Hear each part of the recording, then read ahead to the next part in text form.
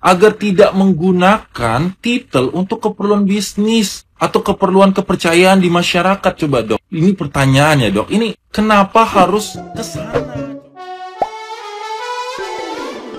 Hola netizen yang tercinta, Dr. Richard Lee belakangan ini cukup ramai dibicarakan karena perseteruannya dengan dokter detektif. Beberapa hal mulai dimunculkan dokter detektif untuk membalas perkataan dan perlakuan Dr. Richard Lee. Hal ini membuat perseteruan Dr. Richard Lee dan dokter detektif semakin memanas sampai saat ini. Netizen yang berbakti pun kini terbagi menjadi dua kubu yang membela detektif dan Dr. Richard Lee. Baru-baru ini Dr. Richard memamerkan pendidikannya yang sudah menyelesaikan gelar PhD atau S3 di Atlantic International University. Banyak yang mempermasalahkan hal ini lantaran kasus tersebut memiliki banyak kasus dan permasalahan. Seorang influencer yang sering mengedukasi tentang kesehatan, Felix, turut buka suara soal perkara ini. Ia menjelaskan secara detail mengenai kampus dan gelar yang dimiliki oleh Dr. Richard. Felix menjelaskan terkait keributan yang terjadi antara detektif dan Dr. Richard Lee. Ia menjelaskan gelar PhD yang dimiliki Dr. Richard didapatkan dari Atlantic International University. Lebih mengejutkan lagi, pria ini menyebutkan bahwa universitas yang dimaksud merupakan universitas bodong. Tidak hanya itu, permasalahan universitas ini pun cukup rumit dan sempat dituntut oleh State of Hawaii. Dijelaskan bahwa State of Hawaii menuntut universitas tersebut karena ketahuan sudah melakukan penipuan. Oleh karena itu, gelar atau degree yang dimiliki oleh universitas tersebut sudah termasuk ilegal digunakan di negara bagian Texas. Pria ini pun menjelaskan jika ada yang menggunakan gelar dari universitas itu di US, dipastikan bahwa mereka ilegal dan bisa ditangkap. Felix berpesan agar netizen yang berbakti lebih bijak lagi dan tidak dibohong-bohongi oleh gelar yang dimiliki seseorang. Bisa dipastikan perseteruan dokter detektif dan Dr. Richard Lee akan terus memanas dengan adanya tanggapan-tanggapan baru dari pihak mereka.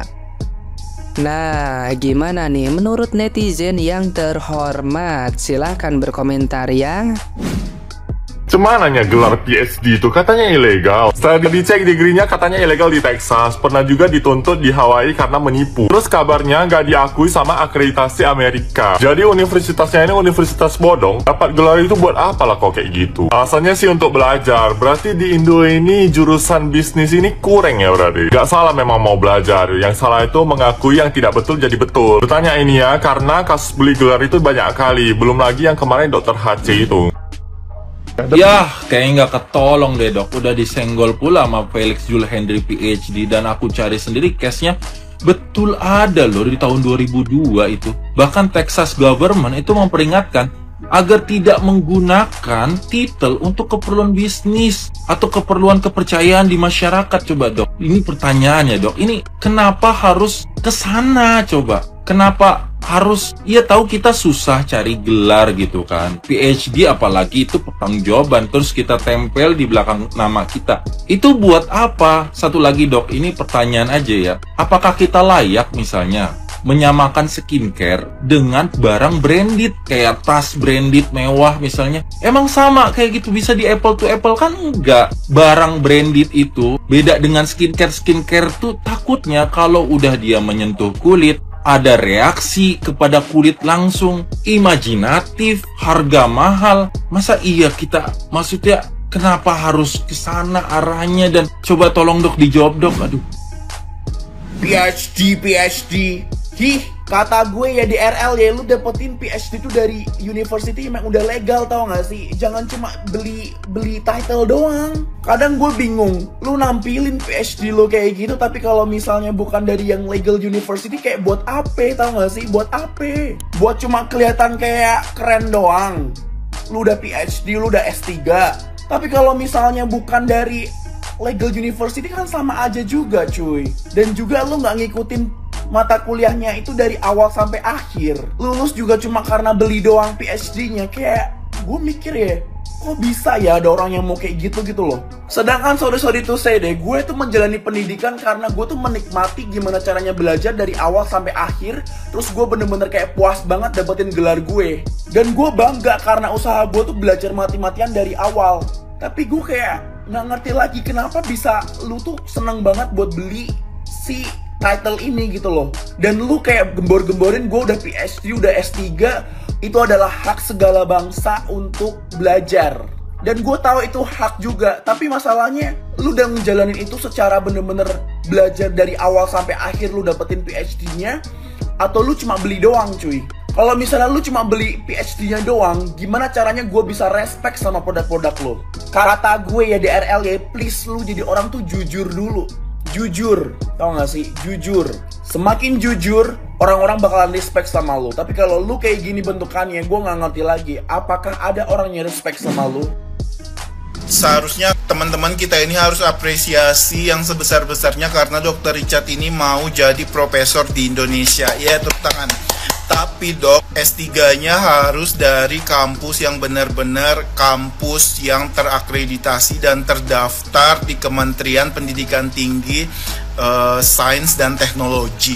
Nah, kenapa? Karena syaratnya adalah kalau misalnya dokter lulusan luar negeri, dokter itu harus punya namanya surat penyetaraan ijazah luar negeri. Nah, ini dokter harus urus dulu sebelum dokter naik, sebelum dokter jadi profesor seperti itu ya. Ini jadi contoh surat penyetaraan ijazah luar negeri milik saya yang saya berasal dari S2-nya di Polandia seperti itu. Nah, surat penyetaraan ijazah luar negeri ini didapatkan setelah kita menyelesaikan studi di luar negeri, kemudian kita melakukan penyetaran ijazah di Kementerian Pendidikan Tinggi, Sains dan Teknologi. Seperti itu.